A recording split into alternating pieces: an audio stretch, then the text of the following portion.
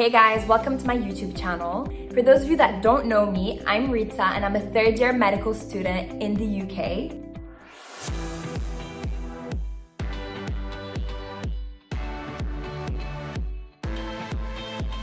In today's video, I'm going to be giving you my top 5 productivity tips to study more efficiently. I found these so useful throughout high school, in med school, during entrance exams, and just in life in general.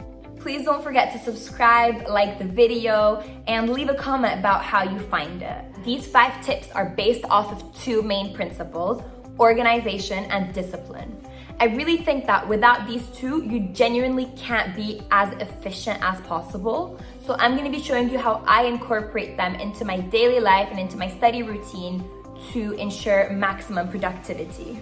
These are just tips that I found super useful, but I've linked some studies below in case you want to do some extra reading about the tips I'll be giving. Okay, so tip number 1 is to create what I like to call a work or lecture planner. I cannot stress this enough. This has changed my life.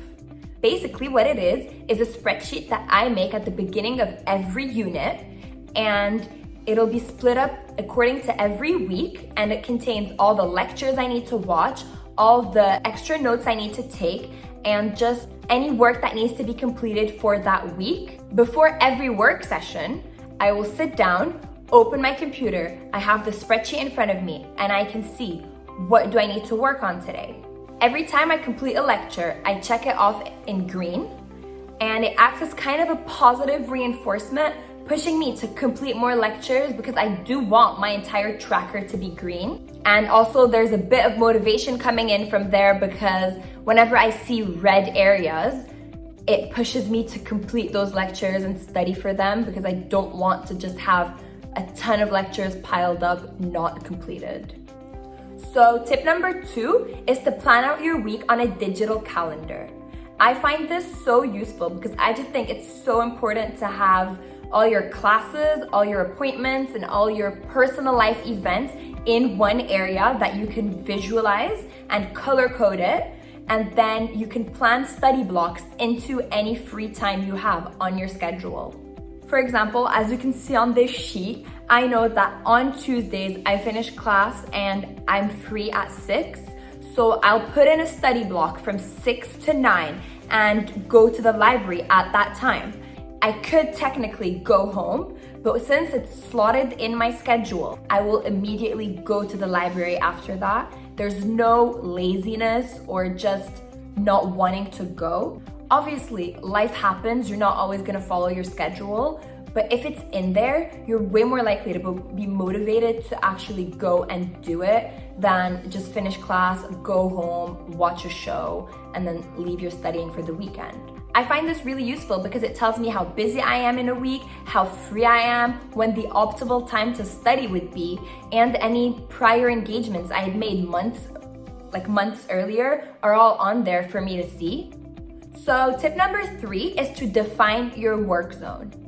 As you start college or high school, you kind of just determine what works for you and what doesn't. Personally, study groups really don't work for me because I'll work for 5 minutes and talk about random things for 10 minutes, and clearly that's not productive.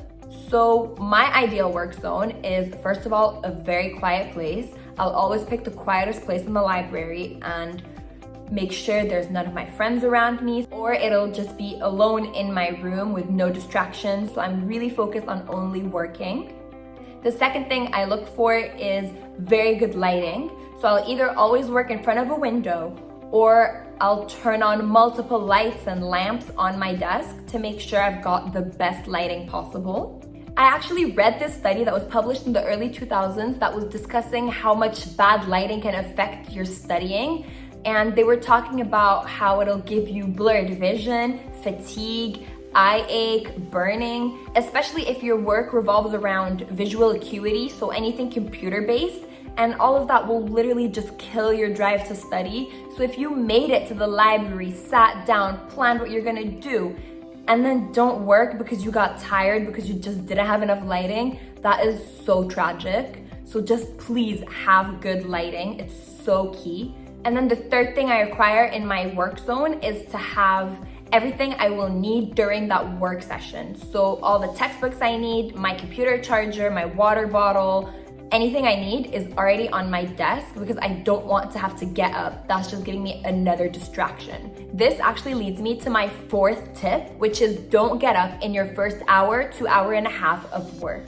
I know in a few weeks I'm gonna make some skincare video and say drink water all the time, but actually when I'm about to study, I don't drink that much because then you have to get up to the bathroom all the time.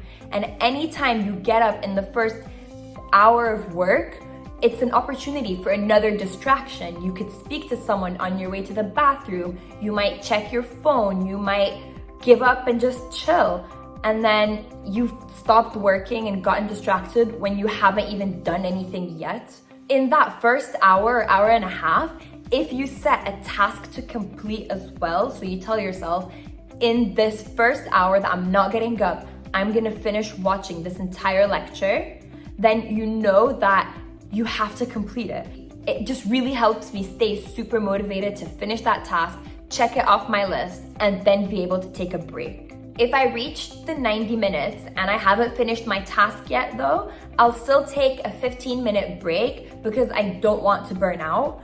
So I'll get up, I'll check my phone, I'll have some coffee, have some water, get some food, go to the bathroom, just do anything I need to do and then come back to work. And lastly, tip number 5, which is that your phone is your enemy. And I'm pretty sure if you're anything like me, you're probably gonna check what that message said, and then you're gonna check Instagram for 20 minutes and you've just wasted your time. So what I do and what I recommend is putting your phone on airplane mode and then putting it in another room or putting it in your bag if you're in a library. That way, it's out of sight, out of mind, like they say. If you don't see it, you're not gonna think about it and you're not gonna think to check it. If you're expecting an important phone call and you don't want to put your phone on airplane mode or turn it off, you can at least turn off your data and Wi-Fi so that you're only getting that call and no messages are coming through that'll just shift your focus and break your concentration. As soon as you hear a ding or a buzz, your attention will immediately shift to checking your phone, and you've just broken this concentration that you've been developing when you set your work zone, planned your workout, haven't gotten up. So those are my 5 tips for productivity, but I do have 2 extra bonus ones that I actually read about and thought they would be useful to share. So the first one is that the optimal length of study time should be between 50 minutes to 90 minutes. Anything longer than that just means that you might burn out sooner than expected, which obviously isn't ideal. The second interesting point I read is that the peak performance time when studying is actually the first 2 to 4 hours after you wake up in the morning. So I kind of see that as between 9 to 1. And again, in the afternoon, it's the 2 to 4 hours in the early afternoon. I see that as about 3 to 7. When I see the times that I work best, I do agree that these are great moments to study in. There you have it. That's how I discipline myself to study, and I have so much free time on the weekend. Please leave a comment if you found this useful, or a thumbs up if you actually like this video and if you want a part 2. I'd also really love it if you could subscribe and share this with your friends so that hopefully they'll find these tips useful too. Thanks guys, bye!